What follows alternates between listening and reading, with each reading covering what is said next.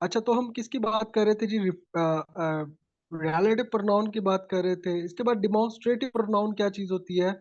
जिसमें हम किसी चीज को points to a specific thing, यानी कि किसी स्पेसिफिक थिंग की तरफ इशारा कर रहे हो।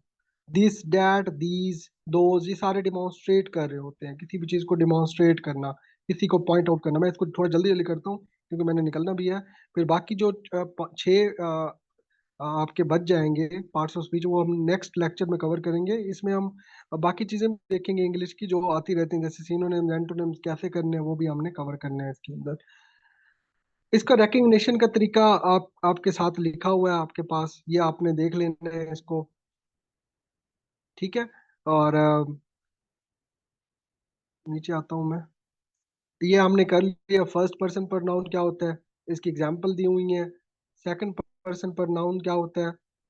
जी जी, कल भी है क्लास आपकी, थर्सडे तक होगी। सेकंड पर्सन पर नाउन क्या होता है, वो भी आपकी एग्जाम्पल दी हुई है।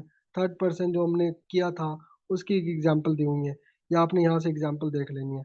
जो नेक्स्ट हमारा होगा वो हम वर्ब से स्टार्ट करेंगे।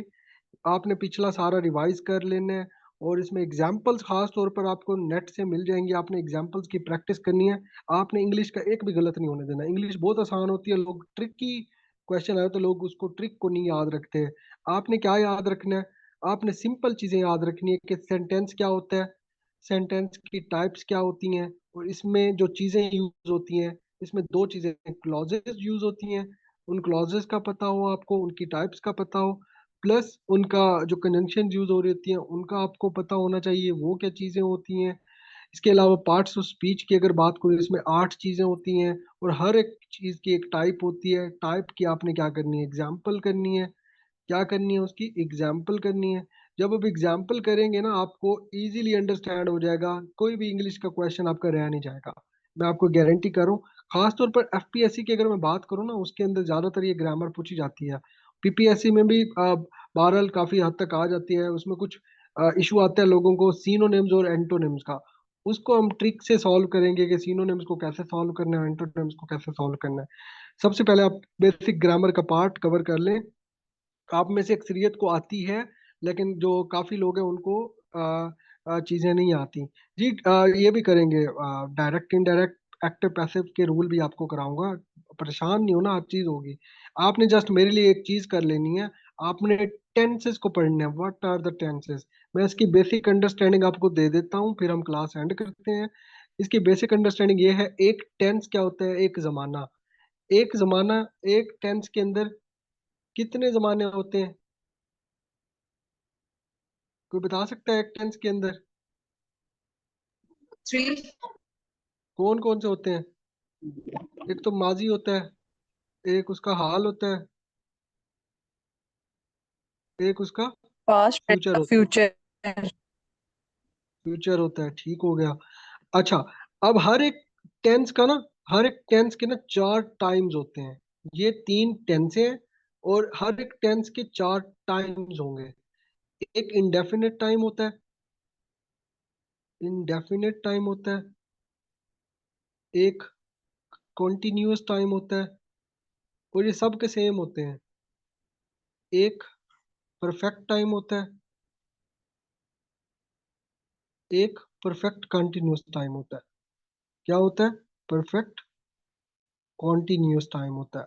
4 टाइम्स होते हैं। अब इसके भी यही होंगे, इसके भी यही होंगे। फर्क क्या आएगा? सिर्फ ये जमाना चेंज हो जाएगा, यानी कि past indefinite, past continuous, past perfect continuous. इसी तरह मैं कहूँ present indefinite, present continuous, present perfect, present perfect continuous. उसकी आपने निशानियां याद रखनी है कि वो कैसे बनते हैं, कौन सा उसमें वर्ब आता है, और कैसा उसका स्ट्रक्चर है। ठीक है। अगर ये आपको आ गया ना, तो बिलीव मी, मैं आपको जो एक्टिव पैसिव कराऊंगा ना, उसके रूल आपको फिंगर टिप्स के ऊपर याद होंगे, और डायरेक्ट इनडायरेक्ट भी आपको फिंगर टिप्स के ऊपर याद होंगे। तो उसके से पहले आपने ये लाजमी करना है। यूट्यूब के ऊपर बहुत ज्यादा लेक्चर्स पड़े होते हैं, इसको टेंसेस को आपने उधर से देख लेना है। एक्टिव पैसिव में आपको एक ऐसी शॉर्ट ट्रिक बताऊंगा ना, आपको कभी जिंदगी में नहीं भूलेगा। आप फिंगर टिप्स के ऊपर याद कर ले होंगे। तो आपने इस तरह से करना है। एक जमाना है, उसके 4 टाइम्स है, 1 2 3 एंड 4। तो तब जाके हमें चीजें क्लियर होंगी। अब उसके अंदर भी एक जो टाइम होगा ना, एक टाइम, उसके अंदर भी काफी चीजें होती है, जैसे पॉजिटिव फिक्रा होता है, नेगेटिव फिक्रा होता है, इंटेरोगेटिव होता है, डबल इंटेरोगेटिव होता है। तो वो भी आपने देखना है। यानी कि इंडेफिनेट है ना, इंडेफिनेट के अंदर आपको एक आपको सिंपल फिक्रा मिलेगा पॉजिटिव। नंबर टू पे जो इंडेफिनेट का मिलेगा आपको नेगेटिव, जिसमें does not, do not use हो रहा होगा, अगर प्रेजेंट की बात करें तो नेगेटिव मिलेगा आपको। नंबर थ्री आपको मिलेगा, जस्ट वन सेकेंड मुझे दे दे, एक सिंपल इंटेरोगेटिव होता है, एक डबल इंटेरोगेटिव होता है। तो ये चीजें आपको मिलेगी। ठीक है, ये आपने देख लेना है। ये आपने एक दफा देख लिया तो आपको जो बाद में आपका जो एक्टिव पैसिव का पार्ट है वो आपका क्लियर हो जाएगा, वो आपको इशू नहीं आएगा एक्टिव पैसिव में। ठीक है, तो क्लास को यहीं पर एंड करते हैं इंशाल्लाह। हम फिर कल आपको आपसे मिलूंगा, जो हमारा एवरीडे साइंस का पार्ट है वो स्टार्ट करेंगे। यानी कि हम एक हफ्ते के अंदर 4 सब्जेक्ट कवर करेंगे और उसके आखिर में हमारी टेस्टिंग होगी।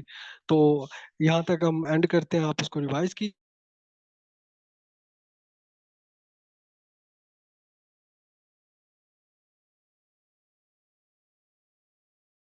तो आप हर लेक्चर के बाद आप रिवाइज अपने इसको जस्ट रिवाइज लाजमी कर लेना। ठीक है जी, लेक्चर अपलोड कर दूंगा मैं कुछ देर तक इंशाल्लाह। ठीक है जी, किसी का क्वेश्चन है तो पूछ सकते हैं मुझसे अभी।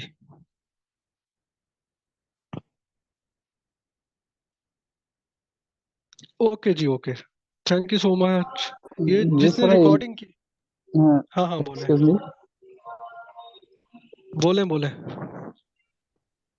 जी जी बोले।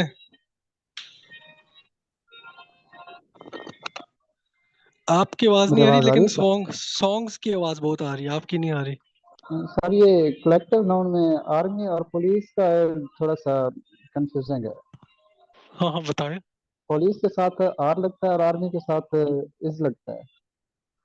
ये हम कल देखें, जब वर्ब करेंगे ना ये आपको वर्ब में समझ आएगा।